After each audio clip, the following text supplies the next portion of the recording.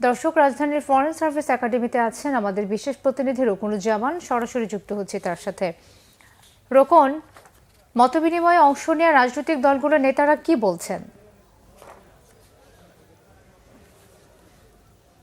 মিথিলা, এখন যে মতবিনিময় সভাটি অর্থাৎ যে জাতীয় ঐক্যমত্য কমিশনের সাথে রাজনৈতিক দলগুলোর যে মতবিনিময় সভাটি একটু আগে আসলে শেষ হয়েছে। আমরা এর মধ্যে দেখেছি যে বেশ কয়েকটি রাজনৈতিক দল, যেমন বাংলাদেশ জাসদ, এবি পার্টি, আন্দালিব রহমান পার্থর জাতীয় পার্টি জেপি এবং ববি হাজ্জাজের দল, এরকম কয়েকটি ছোট ছোট দল এর মধ্যে আলোচনা শেষ করে আলোচনা থেকে বের হয়েছেন এবং তারা আসলে এই আমাদের কাছে যে প্রতিক্রিয়া জানালেন যে এই আজকের যেই জাতীয় ঐক্যমত্য কমিশনের অর্থাৎ প্রধান উপদেষ্টার নেতৃত্বে যে জাতীয় ঐক্যমত্য কমিশনের সাথে রাজনৈতিক দলগুলোর আলোচনা, সেই আলোচনায় আজকে মূলত এই আলোচনাটির সূচনা হলো এবং এই আলোচনাটার মধ্য দিয়ে আসলে যে সংস্কার কমিশনগুলো যে প্রস্তাব দিয়েছে সেই প্রস্তাবগুলো, সেই সংস্কারগুলো কতটুকু বাস্তবায়ন হবে, কোন প্রস্তাবগুলো আসলে পরবর্তীতে রাজনৈতিক দল বাস্তবায়ন করবে এবং সর্বশেষ আসলে জাতীয় নির্বাচন আগে হবে নাকি স্থানীয় সরকার নির্বাচন তার আগেই হবে, এই সমস্ত বিষয়গুলো নিয়ে যে রাজনৈতিক ঐক্যমত্য হবে, সেই ঐক্যমত্যর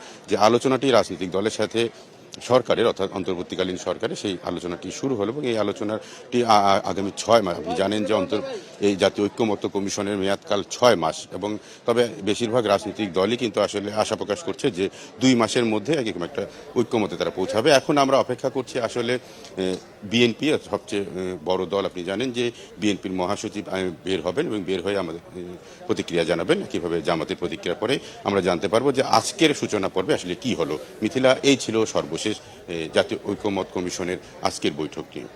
রোকন, আপনাকে ধন্যবাদ।